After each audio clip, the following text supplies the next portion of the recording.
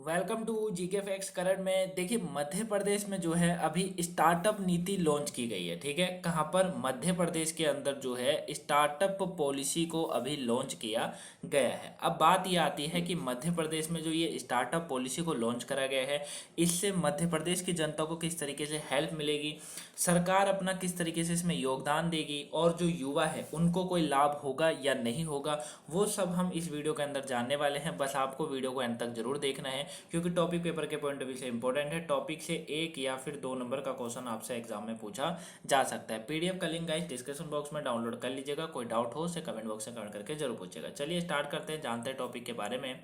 तो देखिए, मध्य प्रदेश स्टार्टअप नीति को जो है अभी पीएम मोदी ने 14 मई 2022 को इंदौर में आयोजित मध्य प्रदेश स्टार्टअप कॉन्क्लेव के दौरान लॉन्च किया था। ठीक है, डेट याद रखिएगा, डेट इंपॉर्टेंट है कि मध्य प्रदेश में जो है जो स्टार्टअप नीति थी उसको पीएम मोदी जी के द्वारा 14 मई 2022 को, कब? 14 मई 2022 को इंदौर में, मध्य प्रदेश में जगह है इंदौर, इंदौर में आयोजित किया गया था। ठीक है ना।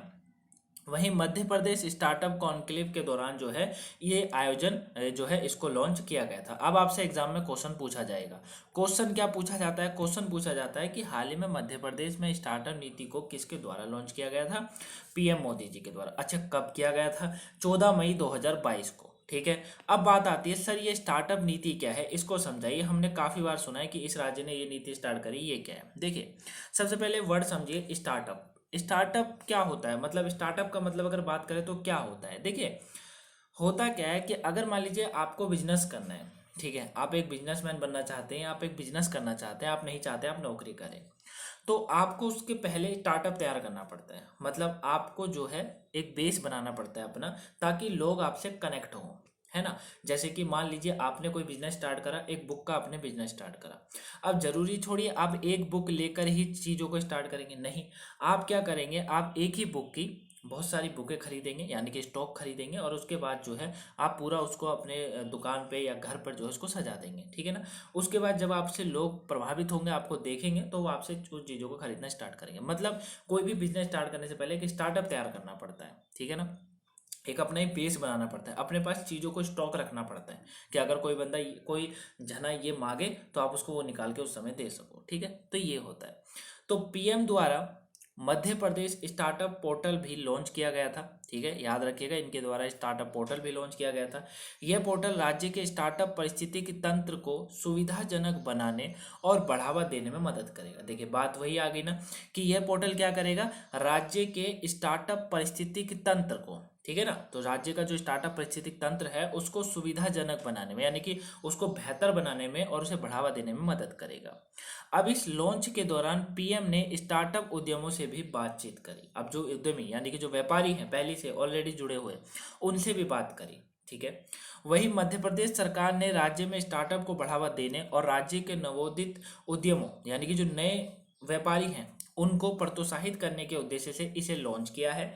ठीक है, उद्देश्य याद रखिएगा, उद्देश्य है जो नवोदित यानी कि जो नए तरीके के उद्यमी हैं उनको जो है प्रोत्साहित यानी कि बढ़ावा देने के उद्देश्य से इसे लॉन्च किया गया है।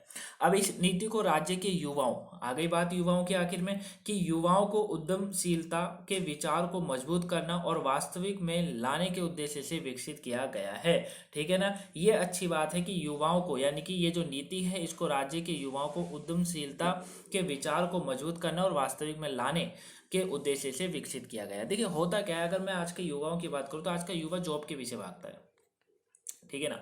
और वो समझते हैं हर कोई, मतलब अगर बात करें भारत के अंदर 70% या 60% युवा यही सोचता है कि पढ़ लिख के एक जॉब मिल जाए अच्छी सी, उसके बाद वो सेटल हो जाएगा, उसके बाद वो ठीक हो जाएगा। मतलब एक सीमित जो है सपने होते हैं, है ना। लेकिन मैं आप लोगों से भी कहना चाहूँगा, ठीक है, आप अपने जो भी जॉब के सपने देखता है, कुछ भी देखता है, वो अपने घर की स्थिति को देख कर ही देखता है। ठीक है, लेकिन आप हमेशा ये सोचा करो कि अगर आपकी स्थिति ठीक ठाक है, ठीक है, जिनकी नहीं है उनकी मैं बात नहीं कर रहा, फिर वो अपना आराम से जॉब करे, क्योंकि जिनके घर की स्थिति ठीक नहीं होती उनके लिए जॉब करना ही फिर सही होता है। ठीक है ना। जब तक वो सक्सेस नहीं हो जाते तब तक, उसके बाद अलग सोचा करो। लेकिन जिनकी घर की स्थिति अच्छी खासी है, ठीक है, आपके जॉब करने से या आपके जॉब ना करने से घर में कोई फर्क नहीं पड़ता है। ठीक है, तो आपको जो है थोड़ा अपने दिमाग को एक लेवल अप सोचना चाहिए, आपको जॉब के नहीं सोचना, क्योंकि भारत के अंदर क्या होता है, सिक्योर जॉब गवर्नमेंट सर्विस को माना जाता है। ठीक है ना, और वो है भी, क्योंकि फिर उसमें पता है कि महीने में सैलरी आनी आनी है, नौकरी छूटनी नहीं है, और अपना जो है कहने से पहले ही पैसे बढ़ भी जाते हैं, सैलरी बढ़ जाती है मतलब, है ना। लेकिन प्राइवेट सर्विस में ऐसा नहीं होता है। तो एक सिक्योर जॉब होना बिल्कुल अच्छी बात है, लेकिन अगर मैं वही कह रहा हूँ ना, अगर आपके घर की स्थिति ठीक है, ठीक है, आपकी जॉब करने या ना करने से कोई फर्क नहीं पड़ता है, तो आपको फिर जो है थोड़ा स्टार्टअप की तरफ जाना चाहिए, बिजनेस की तरफ जिसको बोलते हैं ना जाना चाहिए, क्योंकि देश में जितने बिजनेसमैन पैदा होंगे ना, वो देश उतना ही तरक्की करता है। ठीक है, तो ये चीज़ें हैं। वही इस नई स्टार्टअप नीति के बारे में जागरूकता पैदा करने के लिए राज्य सरकार द्वारा राज्य भर में कार्यक्रमों का जो है योजना भी बनाई गई है, ये आपको याद रखना है।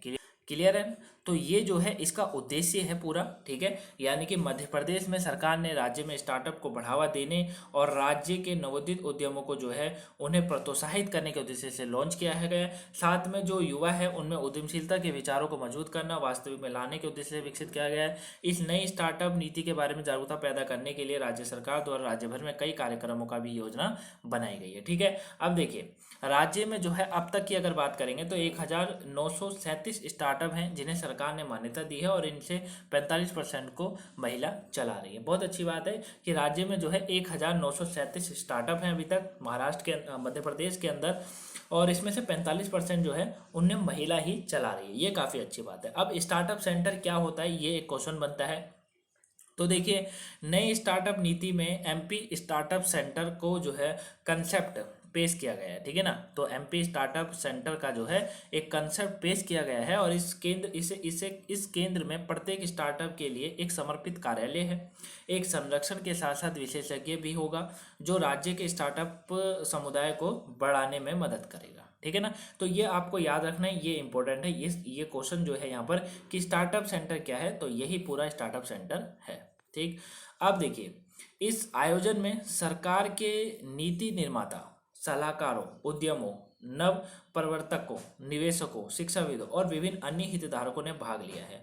अगर पूछा जाएगा कि जो अभी मध्य प्रदेश का स्टार्टअप सेंटर जो लॉन्च करा गया था उसमें किन किन ने भाग लिया था, तो बता दीजिएगा कि नीति निर्माता हो गए, सरकार के नीति निर्माता, सलाहकारों, उद्यमों, नव प्रवर्तकों ने, निवेशकों ने, शिक्षाविदों ने और विभिन्न अन्य हितधारकों ने इसमें भाग लिया था। ठीक है, वही इस कॉन्क्लेव में एक स्टार्टअप एक्सपो भी प्रदर्शित किया गया था जिसमें नए नवाचारों और रुझानों को प्रदर्शित किया गया था, मतलब नए विचारों को और रुझानों को इसमें शामिल करा गया था, उनको सुना गया था, उनकी बातों को रखा गया था।